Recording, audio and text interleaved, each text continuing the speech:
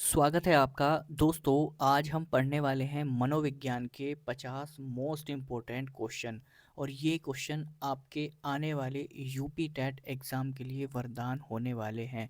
तो चलिए शुरू करते हैं आज की इस मोस्ट इम्पोर्टेंट क्लास को। पहला प्रश्न आपको जो दिया गया है आपकी स्क्रीन पर, पूर्व समय में क्या पूर्व समय में सीखी हुई बातों को याद रखना ही स्मृति है। तो ये कथन किसका है, इम्पोर्टेंट है दोस्तों ये क्वेश्चन आपका पहला। तो पूर्व समय में सीखी हुई बातों को याद रखना ही स्मृति है, तो ये कथन किसका हो जाएगा, वुडवर्थ का हो जाएगा। ए आपका करेक्ट होगा। स्मृति के कितने आधार अथवा अंग होते हैं। तो स्मृति के कितने आधार अथवा अंग होते हैं, सही आंसर आपको देना है दोस्तों। तो दोस्तों आपका जो सही आंसर हो जाएगा वो विकल्प बी हो जाएगा। देखिए स्मृति के 3 आधार होते हैं। कौन कौन से होते हैं, परीक्षा में ये भी पूछे जा सकते हैं, तो ये भी आप एक बार देख लीजिएगा।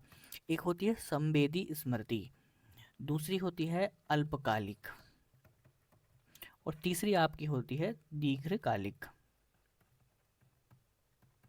तो ये 3 स्मृति आपको याद रखनी है। नेक्स्ट क्वेश्चन की तरफ बढ़ते हैं।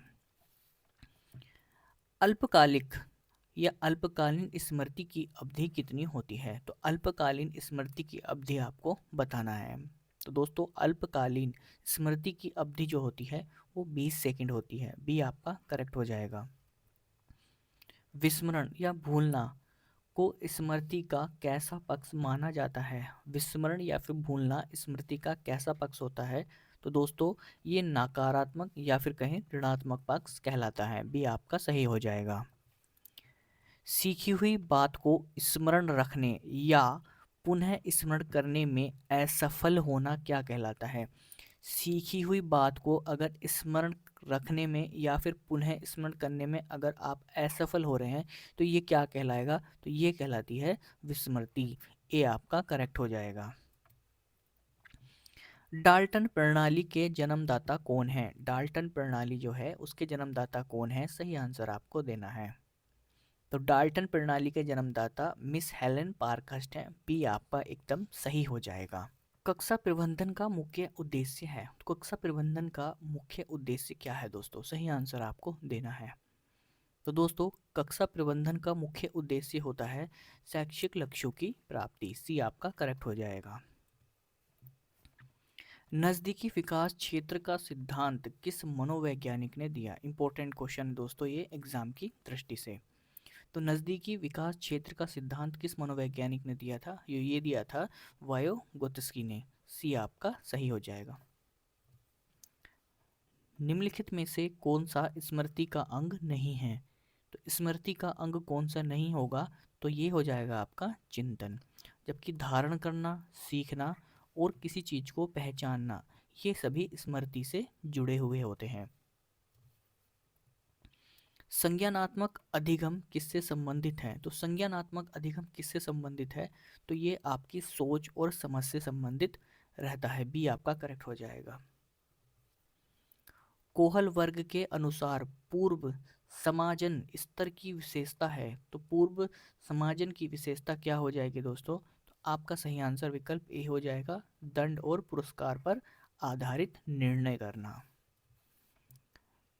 स्मृति पर सर्वप्रथम प्रयोग किसने किया था। स्मृति पर सर्वप्रथम जो प्रयोग किया था वो किसने किया था, तो ये किया था दोस्तों एबिंगहास ने। सी आपका करेक्ट हो जाएगा। दोस्तों वीडियो पसंद आ रही है तो लाइक करिएगा, चैनल को सब्सक्राइब जरूर करिएगा। आपसे दिल से रिक्वेस्ट करूंगा दोस्तों, सब्सक्राइब जरूर करके जाइएगा और वीडियो को एक लाइक जरूर दीजिएगा। तो चलिए अगले क्वेश्चन की तरफ बढ़ते हैं। बाल केंद्रित शिक्षा की संकल्पना किसने दी। तो बाल केंद्रित शिक्षा की जो संकल्पना है वो किसने दी थी दोस्तों, तो ये दी थी जॉन डुईवी ने। ए आपका करेक्ट हो जाएगा दोस्तों। स्मृति की सर्वश्रेष्ठ प्रणाली कौन सी मानी जाती है। स्मृति की सर्वश्रेष्ठ प्रणाली कौन सी मानी जाती है दोस्तों, तो कौन सी मानी जाती है, तो ये है पहचानना। बी आपका सही हो जाएगा। जब व्यक्ति प्रयास न करने पर भी किसी बात को स्वयं भूल जाता है तो उसे क्या कहते हैं। जब व्यक्ति प्रयास न करने पर भी किसी बात को स्वयं भूल जाता है तो उसे क्या कहते हैं दोस्तों, तो इसे कहा जाता है निष्क्रिय विस्मृति, बी आपका सही हो जाएगा। भूतकाल के किसी अनुभव को वर्तमान चेतना में लाने की असफलता क्या कहलाती है? तो ये विस्मृति कहलाती है दोस्तों, बी आपका करेक्ट हो जाएगा। वास्तविक स्मृति में बातों को किस रूप में याद किया जाता है? वास्तविक स्मृति में बातों को किस रूप में याद किया जाता है दोस्तों? आपका सही आंसर क्या हो जाएगा? क्रमबद्ध रूप से, ए आपका करेक्ट हो जाएगा। व्यक्तिक विभिन्नताओं का शिक्षा में क्या महत्व है? तो दोस्तों आपका सही आंसर उपरोक्त सभी हो जाएगा। छात्रों का वर्गीकरण करने में, व्यक्तिगत शिक्षण में और पाठ्यक्रम का विभिन्नीकरण करने में। तो डी आपका करेक्ट हो जाएगा।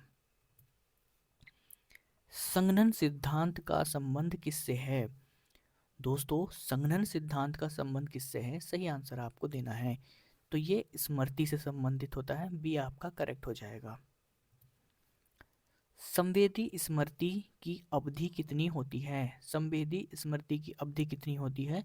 तो ये 4 सेकंड आपका सही हो जाएगा, ए बिल्कुल करेक्ट होगा। विस्मृति के कितने प्रकार होते हैं? विस्मृति के दोस्तों 2 प्रकार होते हैं, ए आपका करेक्ट हो जाएगा। थॉर्नडाइक का प्रभाव का नियम किससे संबंधित है? थॉर्नडाइक का प्रभाव का नियम किससे संबंधित है? तो ये अधिगम से संबंधित है दोस्तों, बी आपका एकदम करेक्ट हो जाएगा। इसके फोल्डिंग किस सिद्धांत से जुड़ा है? तो इसके फोल्डिंग किस सिद्धांत से जुड़ा है दोस्तों? सही आंसर आपको देना है। तो आपका सही आंसर विकल्प बी हो जाएगा, बायोकोत्स्की का सामाजिक सांस्कृतिक सिद्धांत, बी आपका सही हो जाएगा दोस्तों। दोस्तों दिल से रिक्वेस्ट करूंगा वीडियो को लाइक और चैनल को सब्सक्राइब जरूर करिएगा। शारीरिक विकास किस प्रकार का होता है? तो शारीरिक जो विकास होता है वो किस प्रकार का होता है? तो दोस्तों ये मात्रात्मक होता है, ये आपका सही हो जाएगा। किंडरगार्टन प्रणाली में शिक्षा किस माध्यम से दी जाती है? तो किंडरगार्टन में जो शिक्षा है उसका माध्यम क्या रहता है? तो ये खेल द्वारा दी जाती है, ये आपका सही हो जाएगा। सीखने की वह प्रक्रिया जिसमें विद्यार्थी अपने अनुभवों से ज्ञान प्राप्त करता है कहलाती है। सीखने की वह प्रक्रिया जिसमें विद्यार्थी अपने अनुभवों से ज्ञान प्राप्त करता है, ये क्या कहलाती है? अन्वेषणात्मक अधिगम, बी आपका सही हो जाएगा। कोहल वर्ग का नैतिक विकास सिद्धांत कितने स्तरों में विभाजित है? तो कोहल वर्ग का नैतिक विकास का सिद्धांत कितने स्तरों में विभाजित है दोस्तों? आपका सही आंसर विकल्प बी हो जाएगा, 3 स्तरों में। कौन कौन से स्तर हैं? पूर्व परंपरागत, पारंपरिक और उत्तर परंपरागत, बी आपका सही हो जाएगा। स्मृति सीखी हुई वस्तु का सीधा उपयोग है। स्मृति सीखी हुई वस्तु का सीधा उपयोग है, यह प्रसिद्ध कथन किसका है? तो दोस्तों ये कथन किसका हो जाएगा? वुडवर्थ का, सी आपका करेक्ट होगा। पाइसम सेट्राई वैज्ञानिक नाम है, तो ये किसका वैज्ञानिक नाम है? तो ये उद्यान मटर का हो जाएगा, बी आपका करेक्ट होगा। मनोविश्लेषण के प्रतिपादक कौन है? तो मनोविश्लेषण के प्रतिपादक कौन है? तो ये आपका फ्रायड हो जाएगा, बी करेक्ट होगा। साइकोलॉजी में साइके यानी शब्द का क्या अर्थ है? तो इसका अर्थ क्या होता है साइके का? आत्मा या मन या जीवन, बी आपका करेक्ट हो जाएगा। जीन पियाजे के अनुसार संज्ञानात्मक विकास क्या है? तो दोस्तों संज्ञानात्मक विकास क्या होता है? सोचने समझने की क्षमता का विकास होना। लोगस शब्द का क्या अर्थ है? तो दोस्तों इसका अर्थ होता है ज्ञान, विज्ञान या अध्ययन। समीपता का सिद्धांत किसने दिया? तो किसने दिया था दोस्तों समीपता का सिद्धांत? एडविन गुथ्री ने, सी आपका करेक्ट हो जाएगा।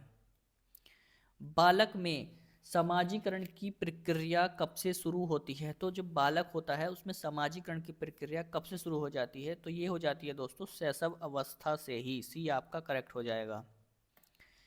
व्यक्तिगत विकास की नींव किस अवस्था में पड़ती है? तो व्यक्तिगत विकास की नींव किस अवस्था में पड़ जाती है? तो ये भी शैशव अवस्था में दोस्तों पड़ जाती है, बी आपका करेक्ट हो जाएगा। 3 से 6 वर्ष तक का बच्चा अर्ध स्वप्न की स्थिति में रहता है, तो ये कथन किसका है दोस्तों? तो ये किसका कथन है? फ्राइड का है, बी आपका करेक्ट हो जाएगा। भाषा की सापेक्षता परिकल्पना किसने दी? तो भाषा की सापेक्षता कल्पना परिकल्पना किसने दी है? तो ये दी है व्राक ने, डी आपका सही हो जाएगा। वंशानुगत सिद्धांत का बीज रूप प्राप्त होता है। वंशानुगत सिद्धांत का बीज रूप प्राप्त होता है, कहाँ से होता है? जीन से होता है। ये आपका करेक्ट हो जाएगा। सबसे छोटी कोशिका कौन सी है दोस्तों? तो सबसे छोटी कोशिका शुक्राणु होता है। कौन सी होती है सबसे छोटी? शुक्राणु। भारत सरकार ने बच्चों के लिए मुफ्त एवं अनिवार्य शिक्षा अधिकार अधिनियम किस वर्ष लागू किया? तो ये किया था कब? 2009 में। डी आपका करेक्ट हो जाएगा। शिक्षा का अर्थ उन सर्वोत्तम विचारों को विकसित करना है। शिक्षा का अर्थ उन सर्वोत्तम विचारों को विकसित करना है जो प्रत्येक मनुष्य के मस्तिष्क में विद्यमान होती है। ये कथन किसका है दोस्तों? तो ये कथन किसका है? तो ये सुकरात का है। बी आपका करेक्ट हो जाएगा। बालक का विकास वंशानुक्रम और किसकी अंतक्रिया का परिणाम है? तो किसका है दोस्तों? ये पर्यावरण का है। बी आपका करेक्ट हो जाएगा। मनोविज्ञान का वास्तविक अर्थ क्या है दोस्तों? तो ये व्यवहार का विज्ञान है। सी आपका करेक्ट हो जाएगा। वीडियो पसंद आए दोस्तों लाइक जरूर करके जाइएगा। मनोविज्ञान शिक्षा का आधारभूत विज्ञान है। कथन किसका है दोस्तों? ये स्किनर का है। बी आपका करेक्ट हो जाएगा। वैदिक काल में शिक्षा का सर्वोच्च उद्देश्य क्या होता था? तो वैदिक काल में शिक्षा का सर्वोच्च उद्देश्य क्या होता है? मोक्ष की प्राप्ति। सी आपका करेक्ट हो जाएगा। इस समय शिक्षा जो है वो संविधान की किस सूची के अंतर्गत आता है? तो ये आता है दोस्तों समावर्ती सूची में। सी आपका करेक्ट हो जाएगा। ऑपरेशन ब्लैक बोर्ड संबंधित है। तो ऑपरेशन ब्लैक बोर्ड किससे संबंधित है दोस्तों? तो ये संबंधित है प्राथमिक विद्यालयों में न्यूनतम सुविधा से। सी आपका करेक्ट हो जाएगा। ऊर्जा उपगम का उपयोग किसमें होता है? तो किसमें होता है ऊर्जा उपगम का उपयोग? तो ये केस अध्ययन में यानी केस स्टडी में किया जाता है। थॉर्नडाइक के अनुसार 3 से 6 वर्ष तक का बच्चा किस अवस्था में रहता है? तो किस अवस्था में रहता है? तो ये अर्ध स्वप्न अवस्था में रहता है दोस्तों। तो ये हमने 50 क्वेश्चन किए हैं और सभी क्वेश्चन इंपॉर्टेंट हैं। आपको आपके यूपी टेट में 1 से 2 नंबर का जरूर देखने को मिलेगा। वीडियो पसंद आई तो लाइक करिएगा, चैनल को सब्सक्राइब करिएगा। वीडियो देखने के लिए आपका दिल से धन्यवाद।